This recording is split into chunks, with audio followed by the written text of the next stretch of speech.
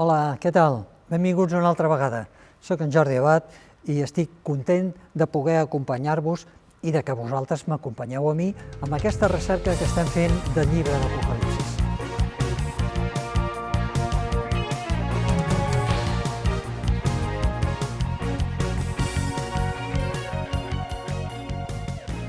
El dia passat vam estar veient la marca de la bèstia i la unió de les esglésies.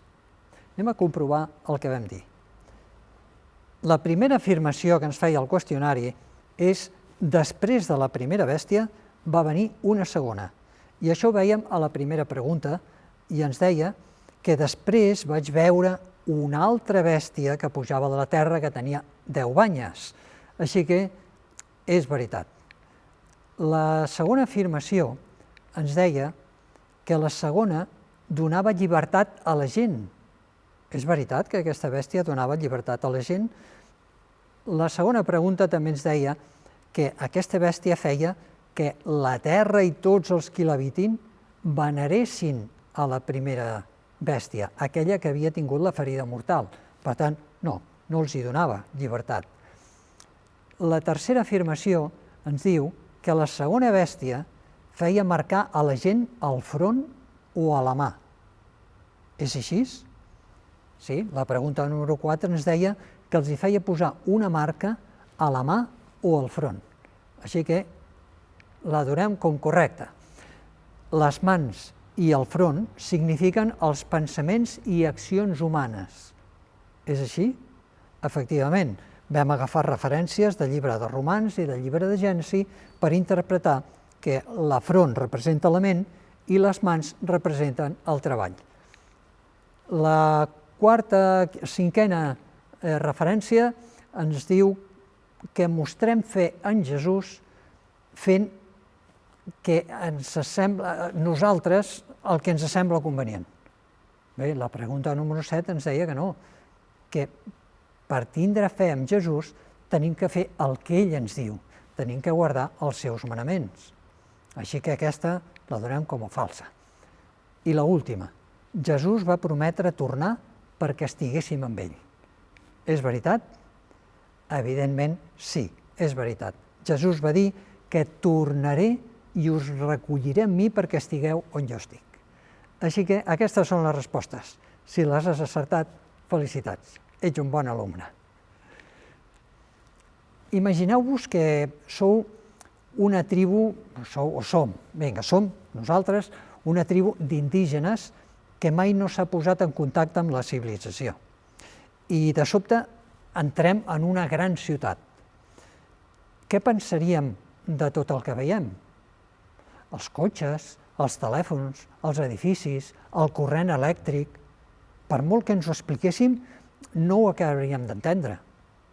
I imagineu-vos que en el nostre contacte amb aquesta ciutat arribem a un hospital i com que no sabem llegir, entrem a un lloc que diu prohibida l'entrada, zona de quiròfans, i entrem. I de sobte veiem amb un cirurgià obrint el tòrax d'un pacient amb les mans sagnants, acompanyat d'altres persones que l'estan ajudant. El primer que pensaríem és que està matant i esquarterant aquell individu, quan realment l'home el que està fent és esforçar-se per salvar-li la vida. Quelcom semblant passa amb Déu, el nostre Senyor i Salvador. Si no coneixem els antecedents del gran conflicte entre el bé i el mal, no entendrem per què Déu actua com ho fa. Però la Bíblia, en el nostre cas l'Apocalipsi, ens proporciona la informació necessària per interpretar correctament les coses i copsar la justícia i misericòrdia divines. Així que, obre la teva Bíblia i ho comprovarem. Avui veurem quan el Déu d'amor castiga.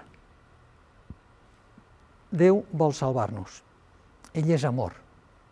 Malgrat això, quan el diable es va rebel·lar, va negar aquesta característica del caràcter de Déu i l'acusava injustament, al·ludint a que afegir fidelitat i obediència a les seves normes de comportament, la seva llei era una absència d'amor. Quan finalment va aconseguir que l'ésser humà visqués fora de la llei, es va dir que visqués en pecat, el dolor va entrar a la seva vida i finalment la mort. Va aconseguir que Déu fos acusat de no acabar amb tot això. Però a la creu, Déu va mostrar indiscutiblement la seva justícia i misericòrdia. Era tan just que no podia tolerar el pecat, per la qual cosa va castigar el pecat amb Crist, el nostre substitut. Al mateix temps, va expressar tant el seu amor que, donant el seu fill únic, perquè tot el qui creu en ell no es perdi, sinó que tingui vida eterna. Com expressa el Salm, la bondat i la fidelitat es van trobar, la justícia i la pau es van abraçar. Però Satanàs encara infiltra calúmnies contra el caràcter de Déu. Si és bo, diuen alguns, per què castigarà i destruirà? I si és just, diuen uns altres, per què deixa que el pecat i les seves conseqüències ens segueixin afectant? Ens aclareix la Bíblia aquests dos punts? Anem a llegir una referència a 2 de Pere.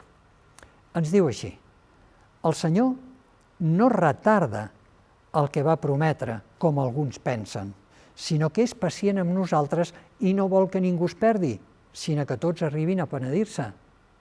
I l'Apocalipsis, al capítol 3, ens diu, al mateix temps, diu: jo, tots els qui estimo, els reprenc i els corregeixo.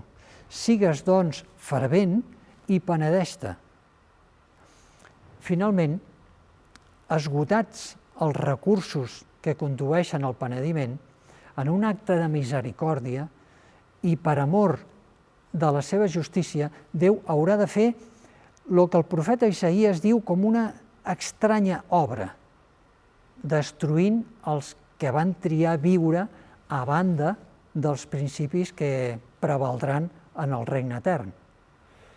Ens obliga Déu a escollir el que ell vol o a cas ens deixa lliure el vir per fer la nostra elecció.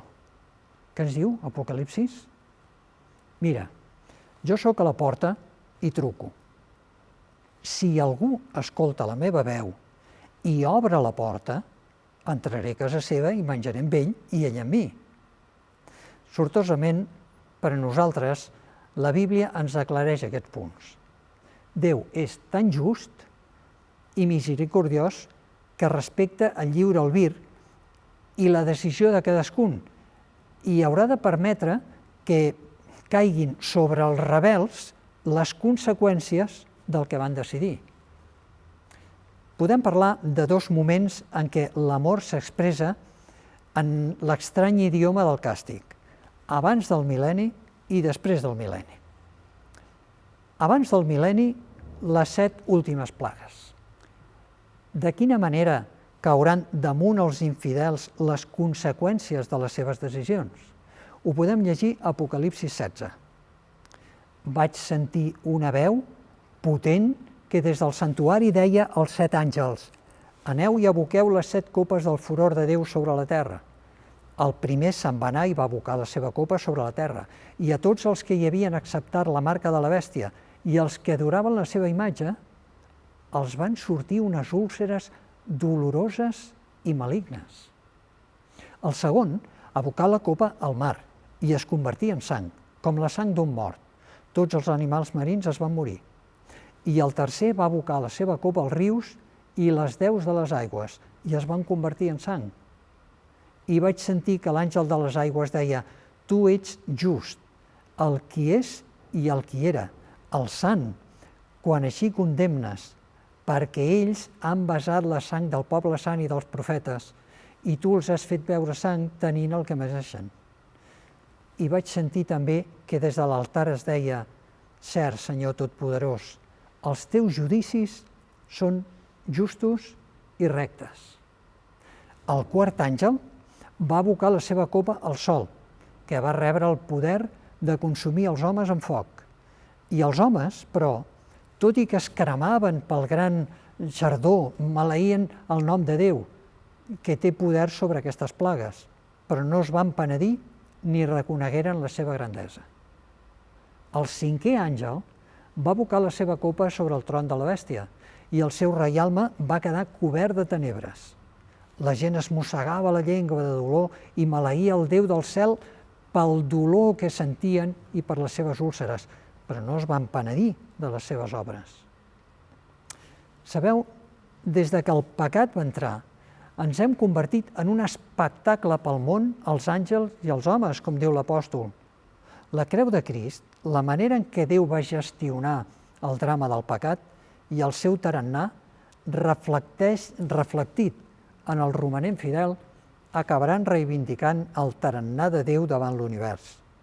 D'aquí que la conclusió a la que arribaran quan caiguin les 7 plagues serà la correcta. Tot i que Joan no especifica el moment en què cauran les 7 últimes plagues, ens permet deduir-ho al context. La primera plaga caurà sobre aquells que rebin la marca de la bèstia o adorin la seva imatge. Ens ho diu Apocalipsi 16. Hem de localitzar les plagues després d'aquests esdeveniments. Com que les 7 últimes plagues constitueixen la plenitud de la ira de Déu, sense barreja de misericòrdia, segons ens diu Apocalipsi 14, queda clar que el temps de decidir, el temps de prova, de gràcia, s'haurà acabat. Evidentment, cauran després d'aquest temps de gràcia i abans de la segona vinguda de Crist.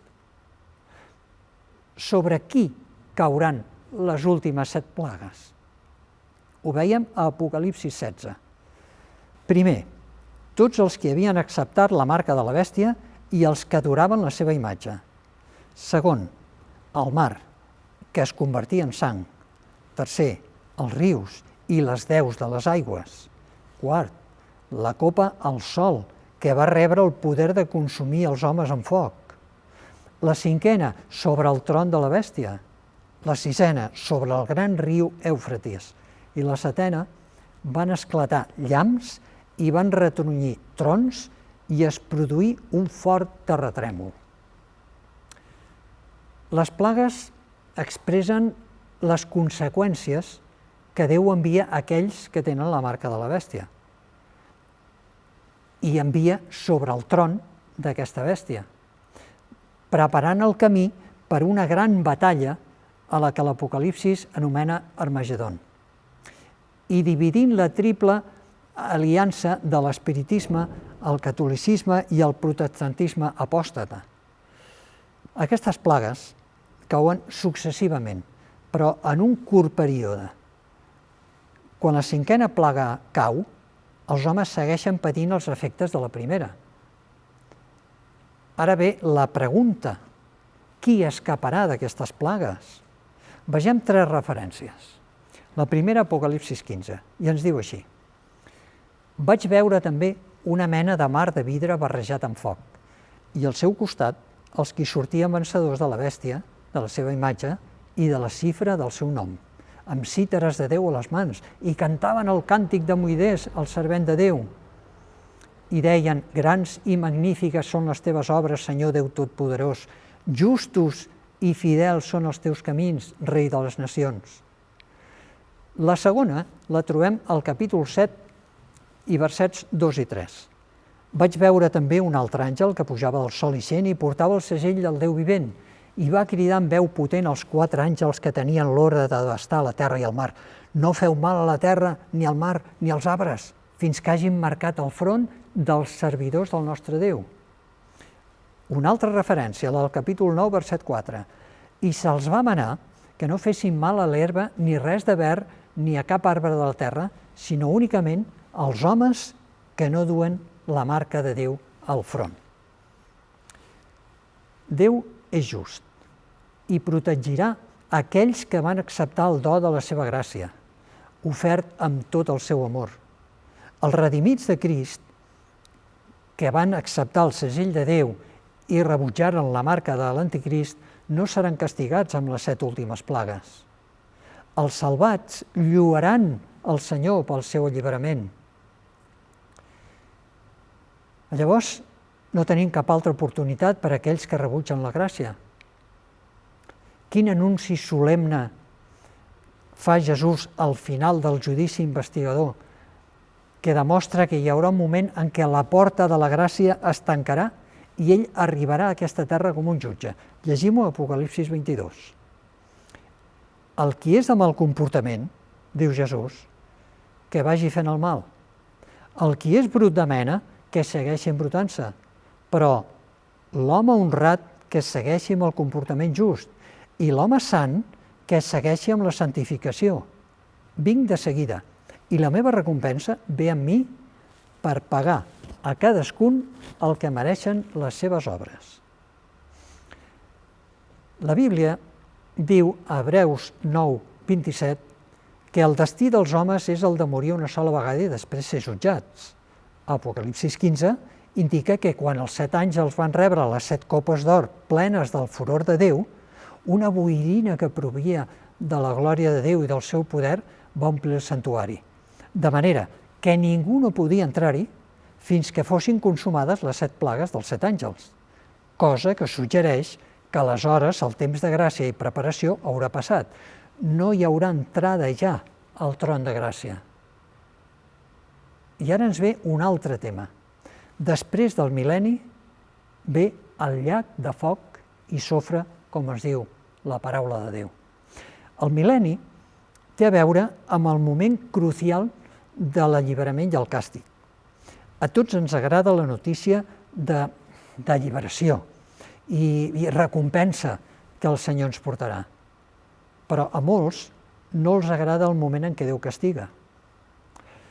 Tanmateix, si rebutgem la gràcia, la condemna que mereixem per ser pecadors caurà sobre nosaltres, perquè tan gran com el seu amor és la seva justícia, i tan grans com la seva gràcia seran els seus judicis, i gran com la misericòrdia serà la condemna.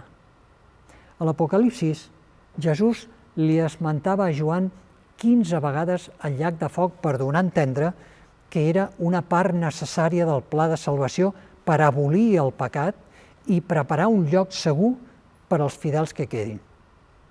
L'apòstol Pere també parla d'això, quan diu «El Senyor sap resoldre la prova dels fidels i sap mantenir castigats els dolents fins al dia del judici». Quan Pere diu que seran castigats el dia del judici, destaca que Déu és just. No llança ningú al foc sense ser jutjat i condemnat. Això coincideix amb el que Jesús diu a Mateu 13 i amb el que afirma Apocalipsis 20, on està clar que el foc no és ara, sinó després del mil·lenni. Una altra pregunta: què caurà sobre els seguidors de Satanàs quan envoltin la nova Jerusalem al final del mil·lenni? Llegim Apocalipsis 20. Es van aplegar al llarg i ample de la terra i van assetjar el campament del poble sant i la ciutat estimada. Però va baixar foc del cel i els va devorar. I el diable que els encanyava fou llançat al llac de foc atiat amb sofre, on havien estat llançats també la bèstia i el fals profeta, i seran tormentats dia i nit pel segle dels segles. Després dirà als de la seva esquerra: «Fora del meu davant, maleïts, aneu al foc etern preparat pel diable i els seus àngels». I la pregunta ens ve de que això, què passarà amb els que estiguin inscrits al llibre de la vida? Ens diu l'Apocalipsis: «I si algú no es troba registrat al llibre de la vida, era llançat al llac de foc». De la mateixa manera que s'ha d'eliminar el càncer, o d'una altra manera es multiplicaria fins a causar la mort i la destrucció del que el té, el pecat, que és la desobediència de les normes divines de comportament, s'ha d'erradicar, o d'una altra manera trastornaria l'univers. si jo insisteixo a contaminar-me amb el pecat, és lògic que em destrueixi amb ell. Déu no pot permetre que el pecat contamini el nou regne que establirà, de manera que eliminarà juntament amb el seu instigador i els seus seguidors. L'Apocalipsi ens parla d'un foc etern amb les seves conseqüències. Quan l'Apocalipsi parla d'un foc etern, ho fa amb unes paraules que han confós els qui creuen que durarà tota l'eternitat. Afortunadament, el mateix llibre explica el que Déu pretén, de manera que no hi ha cap dubte. Déu no ens diu que per 80 anys de pecat cremarà els milions d'anys d'eternitat inacabable, perquè el Senyor arriba a recompensar a cadascun segons la seva obra. Diu que cremarà com l'estopa en un foc des del qual no es pot escapar, amb conseqüències eternes. La Bíblia proporciona antecedents per ajudar-nos a comprendre bé aquesta qüestió. Per exemple, Pere diu que el càstig sobre Sodoma i Gomorra és posat per Déu com a exemple permanent d'allò que esperen els malvats, a segona de Pere 2. I a Judes 7 ens diu específicament que s'ha convertit en una lliçó sofrint la pena del foc etern. El mateix Pere també ens diu que es van reduir a cendres, però no continuen cremant avui, cosa que demostra que aquest càstig il·lustratiu no és etern de durada, però sí ho és a les seves conseqüències. No van sobreviure al foc, que va ser irreversible en les seves conseqüències. Llavors, què experimentaran els seguidors del pecat al llac de foc? Llegim-ho en dues referències bíbliques. La primera, Apocalipsis 21, i ens diu: però pels covards, els incrèduls, els corromputs, els homicides, fornicaris, malèfics, els idòlatres i per a tots els falsaris, la seva part serà el llac de foc, que és la segona mort. I a Malaquies ens diu: ja que ve un dia abrasador com una fornal, tots els orgullosos i tots els obradors d'iniquitat seran com la fullaraca. Aquell dia que ve els cremarà, diu el Senyor Totpoderós, fins que no en quedi ni rel ni una branca. Trepitjareu els injustos, que seran com a cendra sota les plantes dels peus, aquell dia que jo preparo, diu el Senyor Totpoderós. Només els vencedors de Crist no patiran danys a la segona mort. La diferència entre la primera mort i la segona és que no hi ha resurrecció a la segona mort. És la mort eterna, la mort per sempre, la desaparició total. Com diu Ezequiel 28, de l'altiu rei de Tir, figura de Satanàs, que també es llançarà al llac, no existirà mai més. Aquest dia es complirà de manera irreversible la condemna del pecat, que és la mort.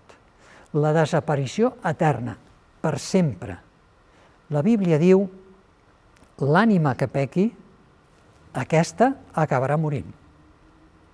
Llavors, aquí surt una altra pregunta important. Quines parts de l'ésser humà es llançaran al llac de foc? I tenim dues referències. La primera, al llibre de Mateu, i ens diu: si la teva mà dreta t'és causa de pecat, talla-te-la i llença-la lluny de tu, perquè més et val perdre un dels teus membres que no pas que tot el teu cos vagi a parar a l'infern. I al capítol 10, verset 28, ens diu: i no tinguis por dels qui maten el cos, però no poden matar l'ànima. Teneu més aviat aquell qui pot perdre tot el cos com l'ànima a l'infern. Davant de la bèstia i del fals profeta, diu la Bíblia que seran llançats vius al llac de foc, l'Apocalipsi 19.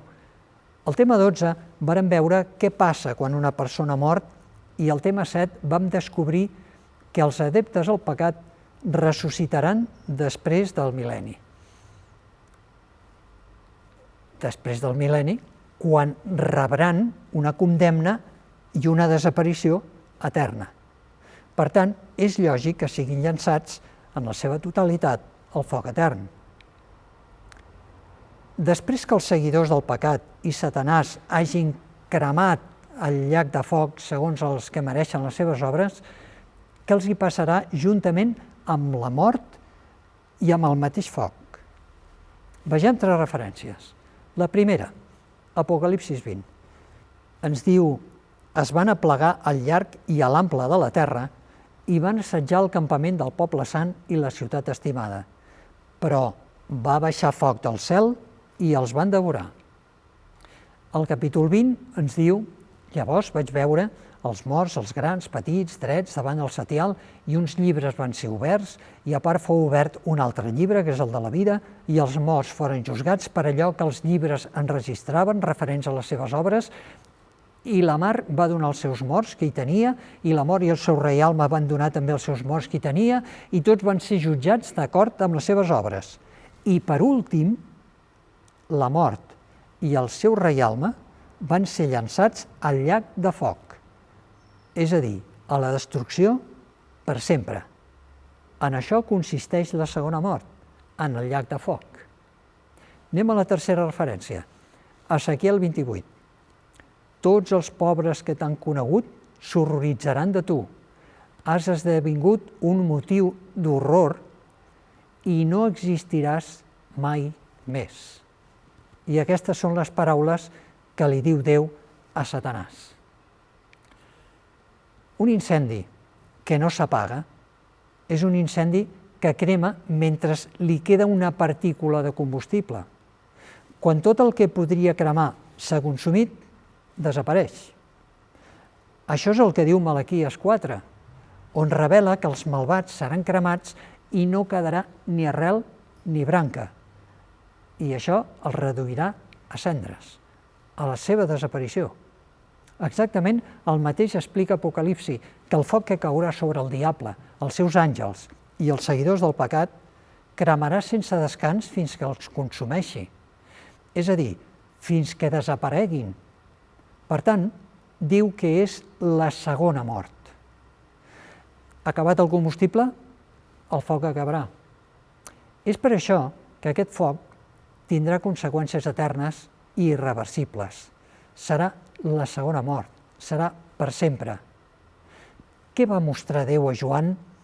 Que els passarà als fidels quan el pecat i el seu instigador i els seus seguidors siguin destruïts. Llegiu Apocalipsi 21. I vaig sentir una veu potent que deia des del setial: aquest és el tabernacle que Déu estableix entre els homes per a sojornar amb ells. Ells seran el seu poble, i ell mateix, Déu amb ells, serà el seu Déu. Ell eixugarà tota llàgrima dels seus ulls, i la mort ja no existirà més.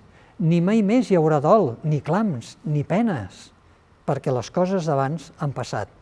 I el que seia al setial va dir: mireu, tot ho faig nou. I després va dir: escriu, perquè aquestes paraules són fidedignes i verídiques. En un proper tema veurem com serà aquesta ciutat de Déu, que baixarà del cel i que passarà a la terra un cop extingit aquest foc.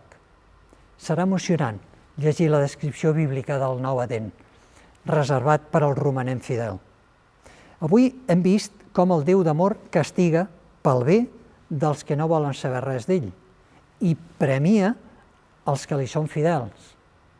I després d'haver descobert l'amor, la misericòrdia i la justícia de Déu, et suggereixo que decideixis posar la teva vida en harmonia amb les orientacions que ens dona la paraula de Déu per ser un ciutadà del seu regne etern.